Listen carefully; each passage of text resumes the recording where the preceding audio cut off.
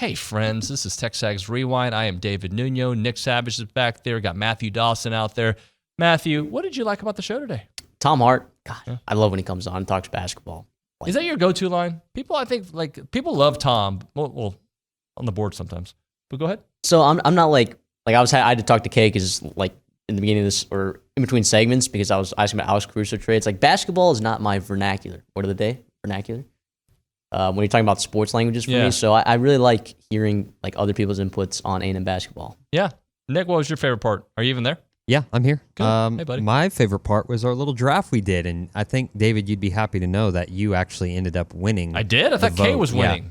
Well, we all led at a certain point, but it ended up being you because, you just... That one David, loser on Twitter that comes at me thinks I make YouTube accounts in the middle of a show to prop myself up. Guy. Yeah, that guy's a loser. I hope he's watching. I hope he does, and I hope he comes up to me one day. But anyway, on the show today, Tom Hart, great. Buzz Williams, great. What else do we have? Trisha Ford, great. In studio, by the way. Olin Buchanan, somehow we got him in studio. Check it out. It's the TexAgs Rewind. Look, there's still a long way to go, right? I'm not going to get overexcited or overcritical when things go bad, although I was definitely a little bit critical of the shot selection at times. But it's February. This team seems to turn it on the last couple years in February. Mid-February in 21, last year, all of February, it felt like. So there's something about the marination process, if you will, of the Buzz Williams program that when it starts to really matter, and then postseason play, they've been phenomenal in the SEC tournament and NIT tournament, and unfortunately last year the NCAA tournament, not so good in that first game, the only game. But February comes, and they start to figure things out. And when Boots is not just good, when he's great, they win. What are they, 10-1 when he scores 20+? Yeah, and he was exceptional the other night in that win over Florida, from making the first basket for Texas A&M to the last. Yep. Big shots. Wade Taylor didn't have to carry the team. They played some really good defense down the stretch. I think they hold Florida to, I think it's 26 points in the second half. Yeah. Played good defense there in the last minutes when they really had to. They made the clutch plays that they hadn't made in some other games. Yep. Man, it was a great environment. I think one of the things they might have, here's what Buzz does. I think, I'm not a basketball expert, but it seems like he's, like you said, starts figuring things out and realizes, okay, now I've got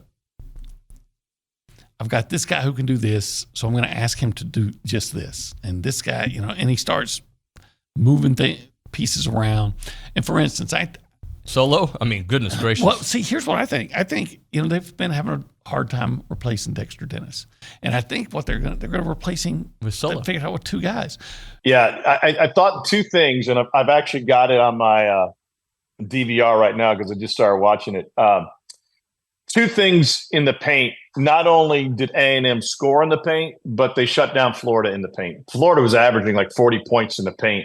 And it's not just the bigs. They've got a really, as you can see, they've got an elite backcourt. And those guys do a great job of attacking. And I had the number down here somewhere. Florida only scored 18 in the paint. They're averaging 40, fourth best in the country. So to shut off that spigot defensively, I think was a big part of that. And I mean, Florida put 40 on them in the first half. That was a pretty good offensive first half for the Gators, who are a really, really good team. And Todd Golden's a great coach.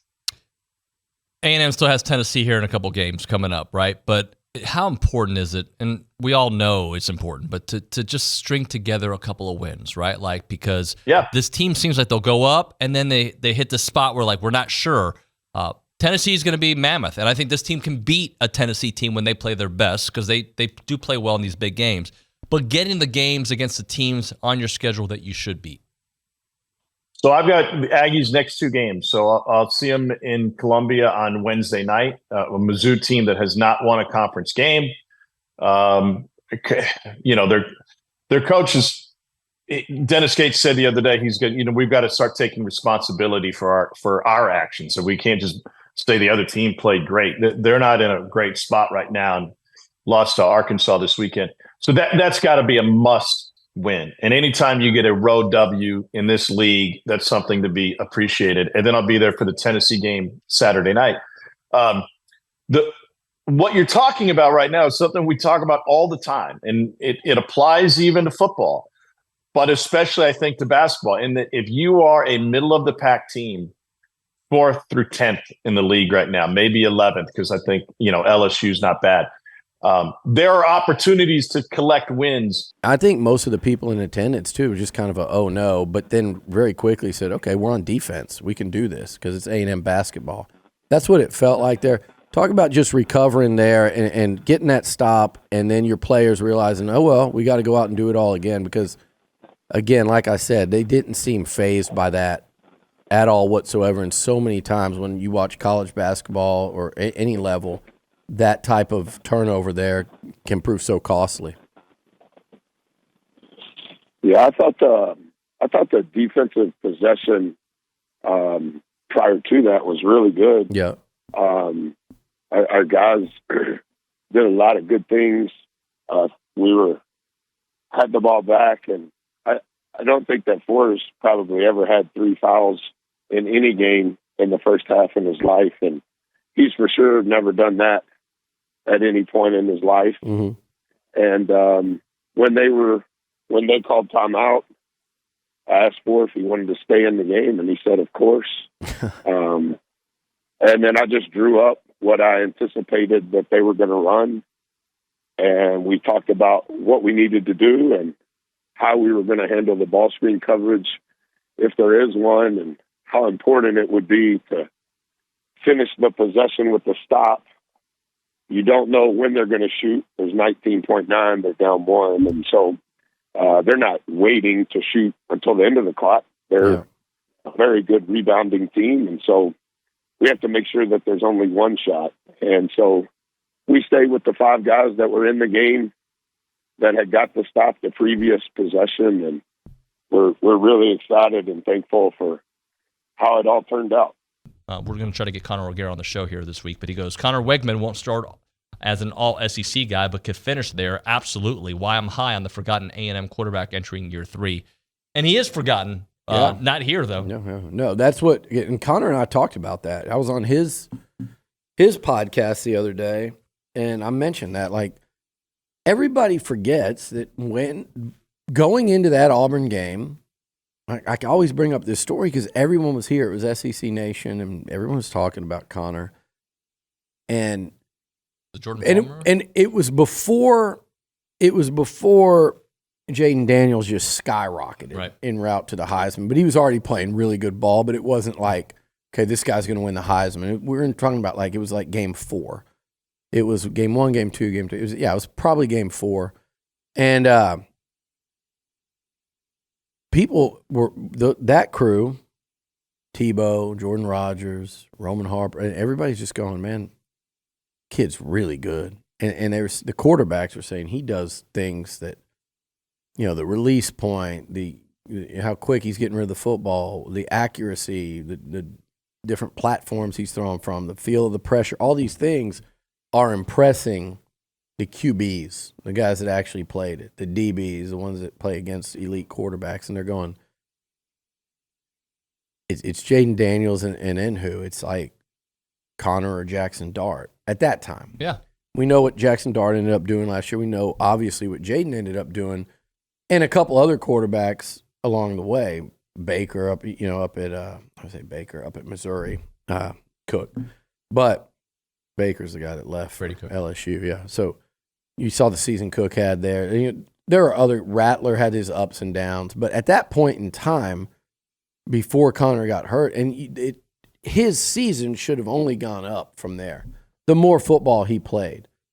And you look at the number of games he's played in and some of the games he's had. You look at that Ole Miss game, his first start. You look at LSU. Even Miami in defeat. Was it Connor? I think Connor said it on the show. His TD to interception ratio is like, I don't know exactly, but it's like 17-2. Right. And the 2 interceptions came against Miami. One was a drop from Anias where the ball went up in the air. What was the on last offensive play? And the other one was just fourth down. They blitz. You just got to throw it up for grabs. Dawson, tell the people what to do. You got to like, you got to subscribe, and you got to comment. That's what you got to do. That's all you got to do. You sounded like Jimmy Durante there or something. I don't know. You got to like. Yeah, I don't know. That's all you got to do, huh? Hey, bada bing. Yeah, Hey. My guy, you ever see the show The Offer? The Italian, Joe Colombo, you ever seen that show? It's No, like about but- the making of The Godfather. Great show. No, but- Matthew, if you're gonna commit to a bit, you got to do it full sin. You can't just. So give me a full hardcore what you're just trying to do. Yeah, Joe Colombo. I got a guy who does things. We're not the type of guys. I'm no Mickey Sandberg. All right, let's go. Perfect. That's pretty Beautiful. good. Thank Next time, you. do That good? like, comment, subscribe like that. All right.